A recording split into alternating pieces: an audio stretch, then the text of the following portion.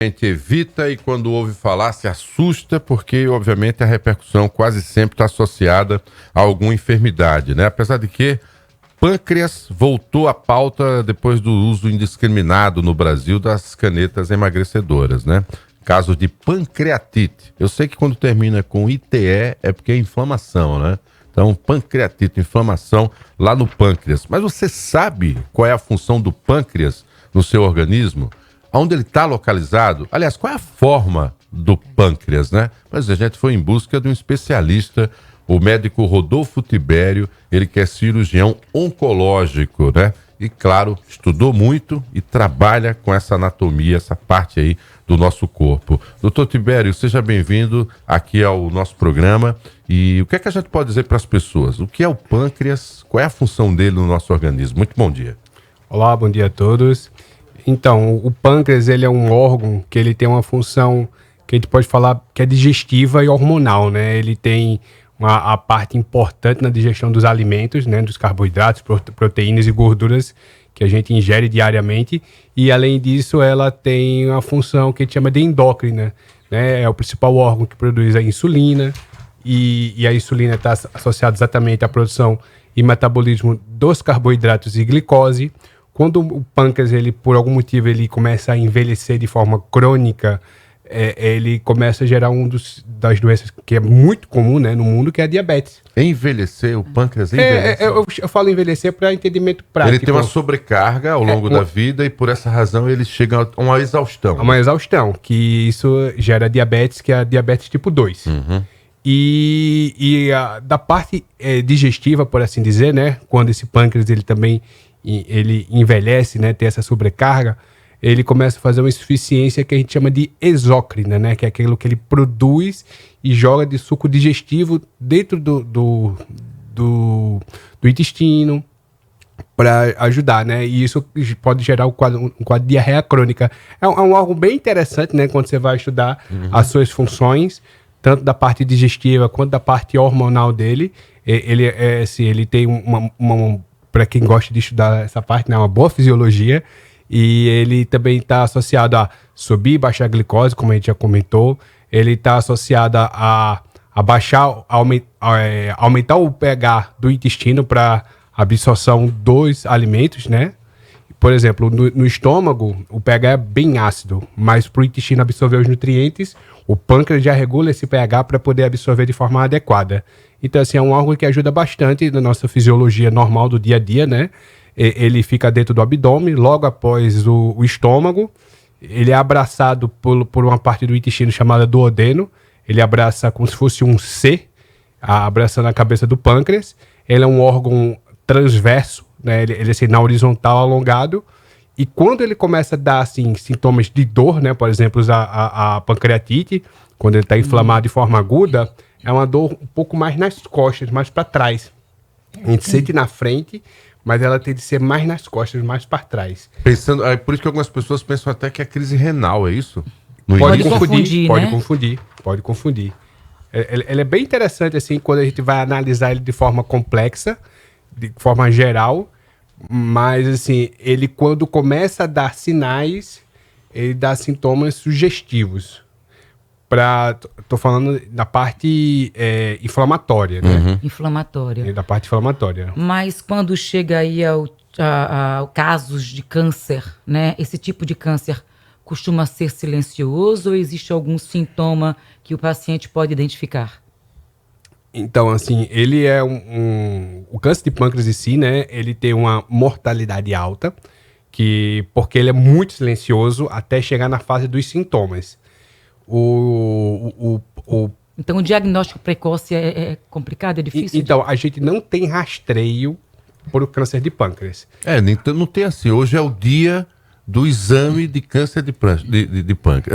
No exame de câncer de pâncreas, não. Exame do pâncreas. Olha, você fez aí o seu check-up, incluiu o pâncreas esse ano? Pois é. Você não fala assim, né? Não fala assim em termos de prevenção de câncer. Deveria ter, porque pelo que você me falou, a gente depende muito do pâncreas. Na realidade, assim, a sua pergunta é muito boa, mas é uma pergunta complexa. Porque quando a gente vai falar em incidência, O câncer de pâncreas, ele é 2% dos casos de câncer no total. Ah, perfeito. Entendeu? E uma vez ocorrendo, muitas vezes tem um sinal de muita gravidade. E quando ele ocorre, ele tem um sinal de gravidade quando diagnosticado tardiamente. Com metástase? Pode ocorrer também. O problema dele é o silêncio dele até iniciar os sintomas. E quando ele começa a iniciar os sintomas, aí a gente tem que falar sobre duas partes do pâncreas em si. A parte da cabeça e a parte do corpo e cauda. Eles têm um comportamento um pouco diferente e cirurgias diferentes. A cirurgia da cabeça do pâncreas é uma cirurgia muito mais complexa. A cirurgia do corpo e cauda, ela tende a ser bem mais fácil. E por isso a chance de tratamento ser um pouquinho melhor. Agora, quais são os fatores aí, né, que favorecem o câncer? Independe de idade? E também acometem mais homens, mulheres? Existem pesquisas nesse sentido? Dados? Então, assim, a estimativa Zinca, né, que é a nossa fonte de notícias no Brasil, fala que o câncer de pâncreas é o 14º dos cânceres que a gente tem no Brasil. Ele é mais incidente no sul, né? No sul do país tem uma incidência muito forte. Acredito por dois motivos. Genética local e talvez também hábitos locais também, né? Muito consumo de carne vermelha, às vezes a inalação da fumaça, churrasco, que isso é um ponto importante da fisiopatologia geral do câncer, né? A combustão e aquela fumaça, né, que gera. Outro ponto também de...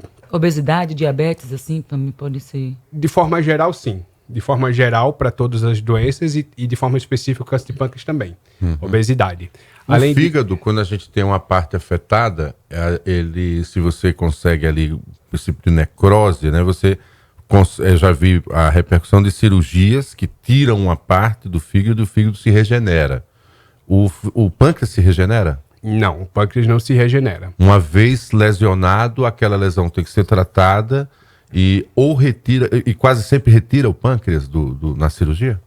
Então, quando a gente vai fazer a análise inicial, a primeira coisa é analisar a lesão, onde que ela é, ver se ela está localizada num ponto favorável para tratamento, ver se ele está próximo a vasos importantes, porque, como eu disse, são praticamente duas doenças, a doença da cabeça do pâncreas e a doença do corpo e cauda.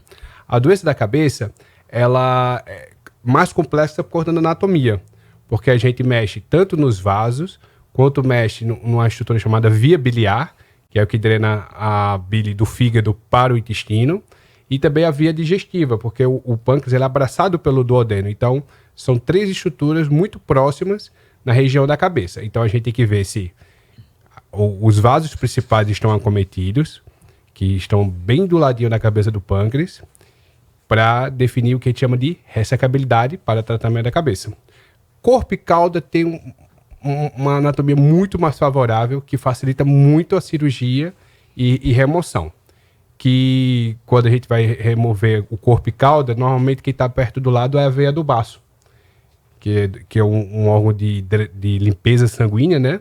O baço que fica do lado esquerdo, logo ao lado do estômago, e ele costuma ser removido um pouco no tratamento por uma questão oncológica, princípio oncológico. E se torna mais simples, porque não precisa fazer costuras no intestino. Mas a parte da cabeça, a gente tem que fazer a reconstituição tanto da via biliar, quanto a reconstituição do caminho que o alimento vai seguir. Porque vai continuar tendo que ter esse fluxo normal regulado de alimentos. É o pós-operatório. O pós-operatório. Então, essa é a parte importante de definir o tratamento. É definir a ressecabilidade. Tendo ressecabilidade, ir para a cirurgia. Se for uma condição que precise de quimioterapia antes da cirurgia, vai ser indicada a quimioterapia antes da cirurgia. Mas há casos em que não precisa de cirurgia. Para câncer de pâncreas? Sim, todos têm indicação cirúrgica? A recomendação é ir para cirurgia. Mesmo no estágio inicial, caso descubra no estágio inicial, porque aí tem a quimioterapia, a radioterapia, né? Mas todos têm indicação. Sobretudo no estágio inicial, então, o tratamento curativo é a ressecção do tumor. Ok. Agora, vamos falar em contextos, né? Às vezes a gente tem um ente querido, uma pessoa próxima, que essa pessoa está muito debilitada.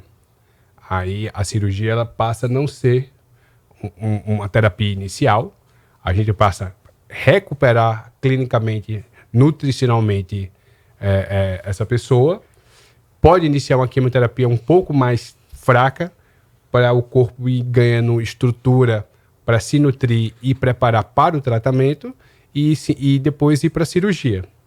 Agora, doutor... Que a gente tem que falar em remoção tumoral. Remoção tumoral. Que é o conceito para cura. Aham. É realmente tirar o tumor. Porque quando a gente começou a aprender mais sobre os tumores no corpo, né? E por isso se fala em metástase. Metástase quando ele busca a sustentação em outros órgãos, né? Para irrigar o próprio tumor. E tem a característica do tumor fechado, né? E no pâncreas, em geral, esses tumores, eles são fechados? Aqueles que não têm metástase ou é mais comum a metástase? Porque o senhor falou de áreas muito irrigadas. E eu sei que o tumor, a depender de como ele esteja se desenvolvendo, ele depende de sangue para sobreviver no corpo, não é isso?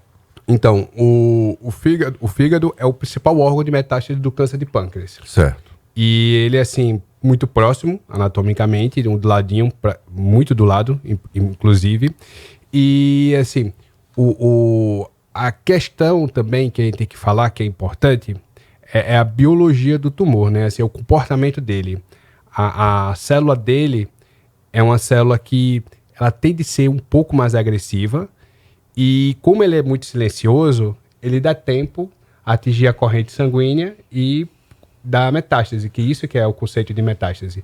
Ele está no local, ganhar o vaso, se deslocar e se depositar em outro local, que por proximidade e pelo fluxo natural do pâncreas, o próximo órgão é o fígado.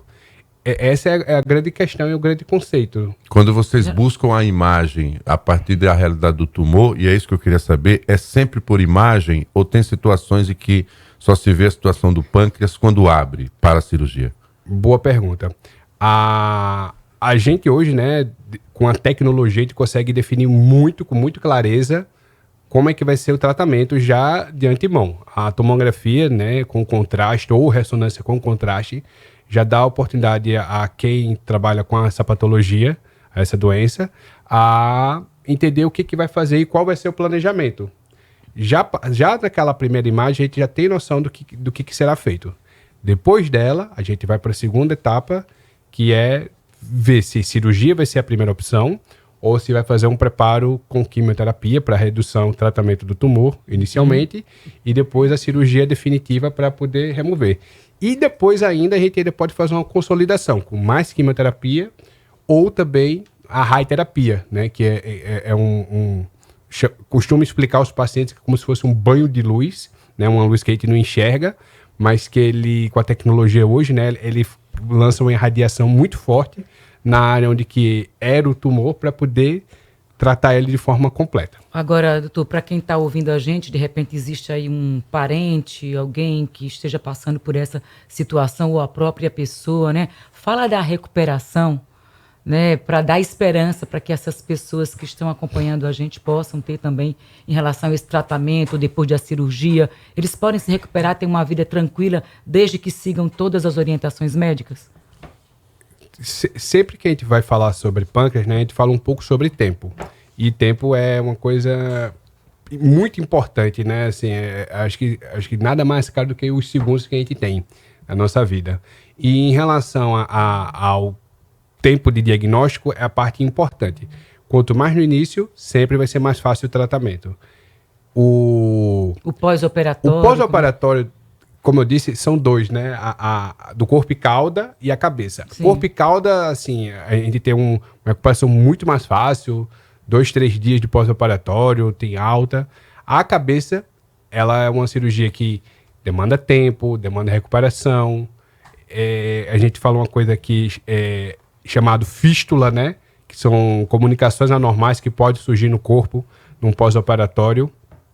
E no câncer de pâncreas existe a fístula do próprio pâncreas que pode acontecer.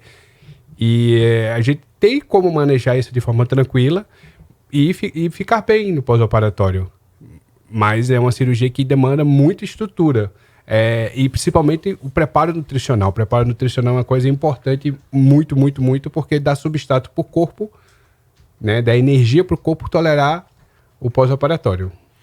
O que deixa a gente assim feliz é que a tecnologia para, né? E qualificação dos profissionais, por isso que a gente trouxe aqui o médico Rodolfo Tibério, cirurgião oncológico, fazendo alertas importantes do que acontece com o nosso corpo, em especial com o pâncreas, né? Esse órgão que, obviamente, em homens e mulheres faz um papel importantíssimo no processamento dos alimentos para nos dar qualidade. Então, tudo passa, a grande pergunta é como evitar isso? A mudança dos nossos hábitos ajudaria bastante no tocante ao que consumimos, como consumimos, as quantidades, a relação com o açúcar, né? Foi muito bem colocado aqui. E como há realmente um aumento muito grande na população de obesidade, fica o alerta extremo para você em relação à questão da obesidade. Esse assunto não se esgota aqui. O médico Rodolfo Tibério, o cirurgião oncológico, pode voltar em outras oportunidades e a gente se coloca à disposição porque acreditamos que aprendemos um pouco mais com essa aula aqui, bem didática, trazida por ele. Até uma próxima, Rodolfo. Tenha um grande ano, feliz ano todo aí para você, sucesso. Bom carnaval para você Deus também. Que Deus guie suas mãos para que você possa dar qualidade de vida a mais pessoas que necessitem aí desse teu trabalho tão específico, tão especializado. Pode fazer uma ponte? Fique à vontade. Pode sim, claro. Eu queria fazer uma ponte, né, que assim, uma das coisas que está associada ao tema que a gente está falando, né, é o consumo de álcool excessivo. Álcool? Álcool. Porque uma das causas de pancreatite crônica é o grande uso e abuso prolongado do álcool. E isso gera uma grande inflamação. E o carnaval está aí na... É um alerta, né? É um alerta que algumas... Não vou dizer que de forma isolada, é o consumo prolongado e crônico, né? Assim, alcoólatras, etilistas que tem um grande consumo, essas pessoas podem sofrer mais com a pancreatite crônica. Excesso de álcool e prolongamento também, né? Isso. Então, consumo ao longo da vida. Então, beba com moderação mesmo, né? Puxa vida, eu me satisfaço com uma tacinha de vinho, doutor. Tá bom. Precisa a segunda e a terceira, não. Um copo de cerveja. Mas nem todo mundo é assim, né? Mas precisa se disciplinar, né? Para evitar aí doenças, né? Para cuidar da saúde. Mas a gente aproveita aqui, gente, já nessa entrevista aqui que falou sobre câncer de pâncreas, problemas aí no pâncreas, para reforçar a campanha, tá? Para ajudar o Emerson Marinho, Pelé, no tratamento contra o câncer. Tá? O técnico de rádio, que tem mais aí de 50 anos de carreira, foi diagnosticado com um tumor no pâncreas e precisa arrecadar aí R$70 mil para a cirurgia de urgência, né, Marcos? Essa campanha solidária foi criada aqui em Alagoas, né, para o Pelé, o nosso Pelé, o Emerson Marinho, conhecido como Pelé, tá certo? E a mobilização reúne profissionais da comunicação, amigos e ouvintes para arrecadar recursos destinados ao tratamento e à cirurgia necessária. E ele é um técnico do rádio, né? Ele passou mais de 5 décadas trabalhando na manutenção técnica de emissoras de rádio em Alagoas e Pernambuco também. E ele é o Pelé, não é só porque ele é negro e tem a cor, mas ele não sabe, joga nada de bola, é porque na área do rádio ele é o melhor. Ele é o melhor, então, ele é o craque, né? Ele é o craque da história, né? Exatamente. Montou e consertou e ajustou muitas rádios entre Alagoas e Pernambuco, já fez até algumas viagens mais distantes, por conta do seu conhecimento. Então, se você quer ajudar, tá aí as doações. A doação pode ser feita via Pix pelo 99833 2524. 99833 2524 é o Pix, vai estar lá Maria Lúcia Pereira de Menezes, tá? Como falou aqui o doutor Rodolfo Tibério, é uma cirurgia que precisa de muita estrutura, então você precisa ter realmente a certeza de que fez a melhor cirurgia com toda a equipe necessária, porque demanda tempo, observação, para que dê tudo certo antes, durante e depois. E a gente fica na torcida que pelo Pelé com certeza vai se recuperar e vai estar aí nas atividades normais, no dia a dia. Então é isso aí. Vamos para